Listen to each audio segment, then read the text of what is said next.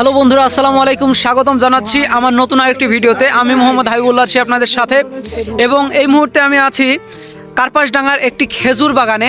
আমরা মূলত আসছি খেজুরের রস খাওয়ার জন্য। এখানে আমরা উপস্থিত হয়েছি প্রায় 8 জন।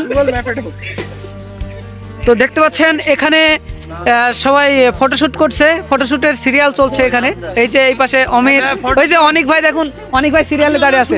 আর এই যে আমাদের সবচেয়ে লেট করা ব্যক্তি রাকিব, এই বেড়া হেলমেট খোলো, এই হলো সবচেয়ে লেট করা ব্যক্তি রাকিব। সমস্যা নাই, এর ছবি আমি দিয়ে দেবো, টেনশন করেন না। তো বন্ধুরা, তো সবার সাথে একটু একটু করে পরিচয় করিয়ে দিয়ে, এটা হলো আমাদের অনিক ভাই, আমাদের সিনিয়র অনেক ভাই, এবং আমাদের মানে কি বলবো, তিনি হলেন খুলনা বিভাগের একজন মানে ক্রাশ ব্যক্তি বলা যায় আর কি। আর এখানে আছে কন্টেন্ট ক্রিয়েটর অমিত, এবং এখানে আছে আখলাক। এই যে এখানে আমাদের ফটোগ্রাফার সাব্বির, একটু লুক দাও। এই যে এখানে আছে হামিদুল, এই যে হেলমেট পরে আছে, এটা হলো রাকিব। তো বন্ধুরা দেখতে পাচ্ছেন, এটা হলো এই পরে না, হ্যাঁ ছড়ি দেবে, ছেড়ে দিলে এইগুলো হলো রসের চিনি, এখানে রেখে দিয়েছে। এবং এটা যে গাছে যেই রসগুলো আছে ওগুলো পাড়ার পরে আবার এইগুলো বেঁধে ফেলবে। এবং এই পাশে আসুন, এই পাশে যে দেখতে পাচ্ছেন, এটা হলো গুড় তৈরি করার চুলা। এখানে গুড় তৈরি করা হয়, এটা হলো মূলত সেই চুলা। এবং এই যে এই পাত্রটি দেখছেন, এই পাত্রে কিন্তু গুড় তৈরি করা হয়, পাত্রে গুড় তৈরি করা হয়। এবং এখানে দেখুন দড়ি আছে একটি, এই যে এই দড়ির মাধ্যমে কিন্তু যারা গাছি আছে তারা কিন্তু রস পাড়ে আর কি। আসুন সামনে আসুন, এই যে দেখুন টেকনোলজিয়া, এই যে দেখুন টেকনোলজিয়া, এইটাকে বলে টেকনোলজিয়া।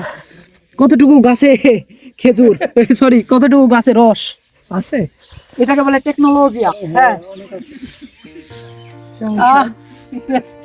অস্থির, অনেক মিষ্টি বন্ধুরা, চিনির বদলে মনে হচ্ছে আমরা রসই খাই। সেই সাথে এত সস্তা।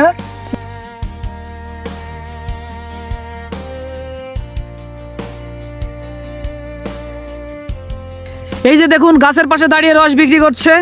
রস কত ভাই, রস কত? 200 টাকা ঠেলি। এই কম বলছো কেন? 2000 টাকা।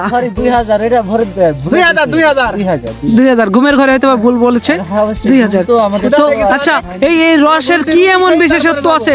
এই রসের রস পাড়বো আমরা, রস পেড়ে গুড় বানাবো, ওই গুড় দিয়ে রুটি খেয়ে তারপরে বাড়ি দেবো।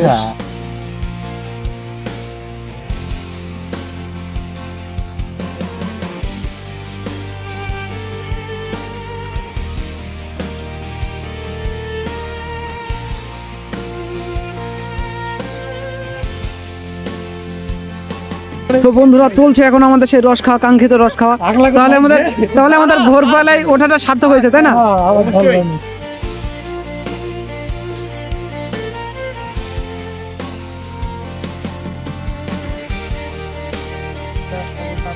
হবে ভাই।